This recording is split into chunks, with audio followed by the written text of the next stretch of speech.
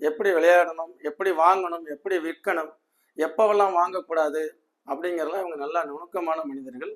அதே மாதிரி கும்ப லக்கணம், கும்பமும் மகரமும் இந்த உலகத்தை எப்போதுமே சந்தேக கண் கொண்டு பார்த்து கொண்டே இருக்கும். யார் எதில் எப்படி கீழே விழுறாங்க, மேலே ஏறுறாங்க. அப்போ அவங்க தான் நமக்கு பங்கு சந்தைக்கு மிகச்சிறந்த வழிகாட்டியாக இருக்க முடியும். புரியுதுங்களா? தலைப்பு என்ன? ஷேர் மார்க்கெட் கிளாஸ் எடுக்கலாமா? மீனம் மிதனம் கண்டிப்பாக எடுக்கலாம். கன்னி தனுசு கண்டிப்பாக எடுக்கலாம். உபய ராசிகள், உபய லக்கணங்கள் அடுத்தவங்களுக்கு சொல்லும் பொழுது அப்படியே நடக்கும். தனக்கென செய்யும் பொழுது அது ஆப்போசிட்டாக நடக்கும். அடுத்தவர்களுக்கு வழிகாட்டியாக இருந்து இவர்களெல்லாம் அந்த போர்ட்ஃபோலியோ மேனேஜ்மெண்ட் ஒரு பார்ட்டில் சொல்லியிருப்பேன். போர்ட்ஃபோலியோ மேனேஜ்மெண்ட் யாரெல்லாம் பண்ணி கொடுக்கலாம்? மீனம் மிதனம் கன்னி தனுசு இவங்க தான் செஞ்சு கொடுப்பாங்க. ஒரு 10 அக்கௌண்ட் ட்ரேட் பண்ணி அழகாக ஒரு வருமானத்தை நமக்கு நம்பகத்தன்மையோடு பண்ணி கொடுத்துருவாங்க. ஆக கிளாஸ் எடுப்பாங்க, போர்ட்ஃபோலியோவும் பண்ணுவாங்க. அதுக்கு தகுதி இவங்கள்ட்ட தான் இருக்குது. மறுபடியும் சொல்கிறேன், அந்த ஷேர் மார்க்கெட்டுக்கு கிளாஸ் எடுக்கக்கூடிய தகுதிகள் புதன், குரு போன்ற 4 ராசி லக்கணங்களுக்கும் 10ஆம் பாவகத்தில் புதன் ஆட்சி உச்சம் பெற்றவர்களுக்கும் மகர கும்ப லக்கணக்காரர்களுக்கும் இந்த ஷேர் மார்க்கெட்டில் ஒரு அற்புதமான ஒரு எல்லாருக்கும் ஒரு வழிகாட்டியாக இருக்கக்கூடிய அமைப்பு வந்துடுது.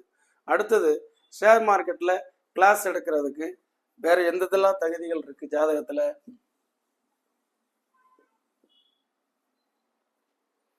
பாவக ரீதியாக 2, 9, 11ஆம் இடம் தொடர்புடையவர்கள். 2ஆம் இடம் ஒரு இன்வெஸ்ட்மெண்ட் பற்றி பேசுறது.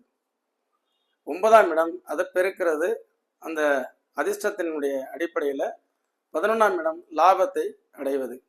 அதுக்கு அடுத்தது 5ஆம் பாவாதிபதி யாருக்கெல்லாம் உச்சம் பெற்றிருக்கிறதோ அவர்களெல்லாம் மிகச்சிறந்த ஒரு அட்வைசராக இருக்கலாம்.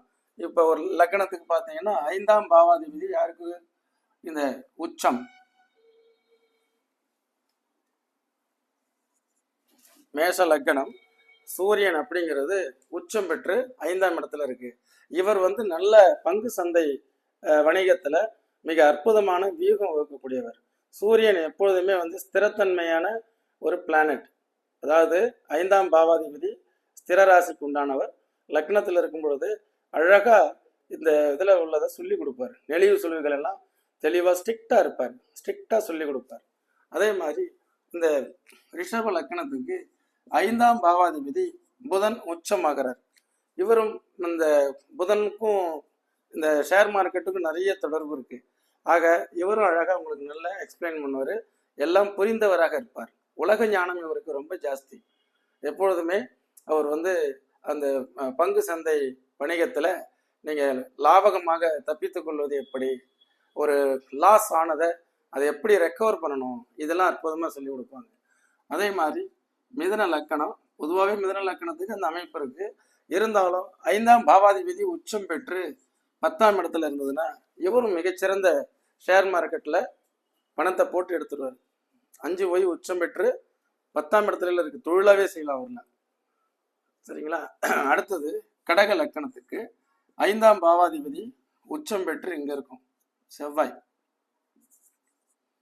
இவரும் நல்ல தீர்க்கதரிசியான, நல்லா யோசிச்சு அற்புதமாக உங்களுக்கு வியூகத்தை வகுத்து கொடுக்கக்கூடியவராக இருப்பார். சிம்ம லக்கணத்திற்கு குரு 5ஆம் பாவாதிபதி உச்சம்.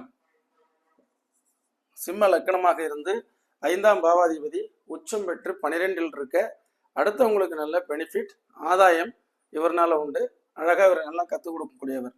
கன்னியா லக்கணம் 5ஆம் பாவாதிபதி உச்சம் பெற்று 2இல் இருக்க இன்வெஸ்ட்மெண்ட் எதெல்லாம் போட்டால் தப்பிச்சுக்கலாம், எதெல்லாம் போட்டால் போயிருங்கிறதெல்லாம் இவங்களுக்கு நல்ல அத்துப்படியாக இருக்கும். 5 முதல்ல ஜாதகத்துக்கு, ஒரு மனிதனுடைய ஜாதகத்துக்கு 5ஆம் பாவகம் வலுவாக இருக்கணும். துலாம் லக்கணத்திற்கும் அதே மாதிரி 5 குடையவன் உச்சம் பெற்று லக்கணத்திலே இருக்கு. ஒவ்வொருத்தவங்களுக்கும் எல்லா லக்கணக்காரங்களும் அதில் இருப்பாங்க. ஏன் லக்கணத்தை சொல்லலையே, உங்களுக்கு சொல்லலையேம்பீங்க. நான் எங்கெங்கெல்லாம் தொடர்பு இருக்கோ எல்லாமே சொல்லிடுறேன். ஆக இல்லாதவர்கள் ஆப்போசைட், ஷேர் மார்க்கெட் வேண்டாமே அதுக்கு போயிடணும். சரிங்களா? 5ஆம் பாவாதிபதி உச்சம் பெற்று இங்க இருக்கு 10ஆம் இடத்துல 9ஆம் பாவத்தில் இருக்கக்கூடிய விருச்சிக லக்கணம். 5ஆம் பாவாதிபதி உச்சம் பெற்று 2ஆம் இடத்துல இருக்கு. 5 குடையவன் 2ஆம் இடத்துல உச்சம். ஃபார் எக்ஸாம்பிள், என்னுடைய ஜாதகத்துல இந்த 5ஆம் பாவாதிபதி செவ்வாய் 2ஆம் பாவகத்துல உச்சம் பெற்றிருக்கு.